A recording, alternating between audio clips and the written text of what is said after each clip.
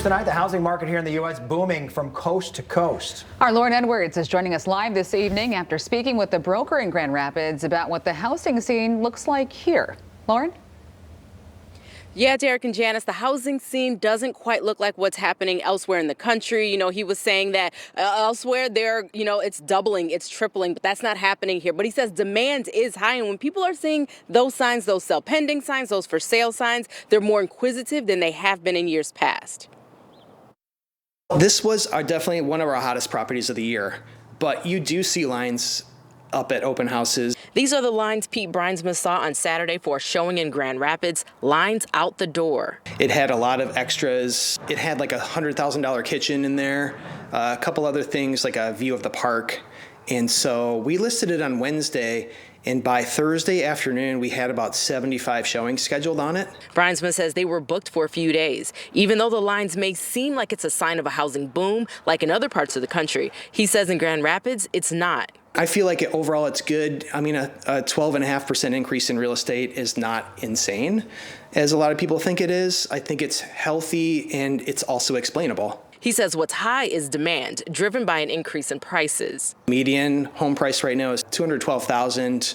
A year ago, it was like $189, and the year before that it was like $176. Even though demand is high, he says, it's tough being a realtor. 2020 hit the real estate market hard. People are reluctant to move right now because of just, everything that happened the last year. People aren't quite comfortable yet. Builders aren't building anything. Materials are sky high. Labor is impossible. But people are buying. It's just taking longer than usual, especially among new homeowners. The biggest generation, which is millennials, are getting to be the age where they're having kids. They're comfortable in their jobs and they're ready to move from renters to buyers. And so one thing the broker said that he's seeing a difference is that people are actually doing away with video and virtual showings. That was something that was big during the pandemic because people couldn't leave the house. Now, he says more people are anxious to get out, get inside homes, see it, view it, get an understanding of what it actually looks like. So again, elsewhere in the country, there's more of a boom. Here, it's just that demand is high. Reporting live here in Grand Rapids, Lauren Edwards, Fox 17 News. All right, good to know, Lauren. Thank you. Meanwhile, real estate companies across West Michigan say it's not really an issue of supply, more of an issue of demand outpacing that supply. Doug Reardon is here now with a closer look at the numbers. Doug? Yeah, and that's exactly the case, guys. Taking a look at housing by the numbers today and going in depth, we see exactly what Lauren was telling us. So let's look at our first number. 2. That is 2%. The reduction of the number of listings in the last year that Rapids Realty has seen. It's less than you might have thought. And again, we're not really seeing a whole lot of that. So we're going to hear from their VP in a moment. The next number, or I guess set of numbers, 10 to 12. That's the percent. The average price for a home has increased in the last year. So people are paying more now. 10 is the next number. That's the number of weeks in a row that the number of homeowners in forbearance has dropped. Forbearance meaning homeowners hitting pause on their payments for financial reasons. So that's a good statistic too, even though 2 million people are still in forbearance.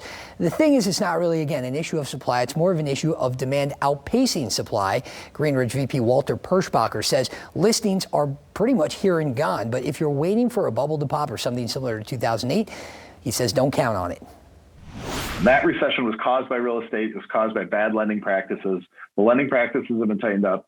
The equity position of homeowners is significantly stronger now than it was back then. They're not using their homes as ATMs the way they were because they can't. Prices are going to continue to grow. West Michigan's hot. It's a place that people are going to want to be. And so we've heard that, and we did. We wanted to hear that things were different. One other number to leave you with that Greenridge gave us today, 2, as in 2 weeks. That's their absorption rate, so how fast they're turning around properties. In a balanced market, Walter tells me their absorption rate should be somewhere around 4 to 6 months, and they haven't seen that in years. Derek and Janice. All right.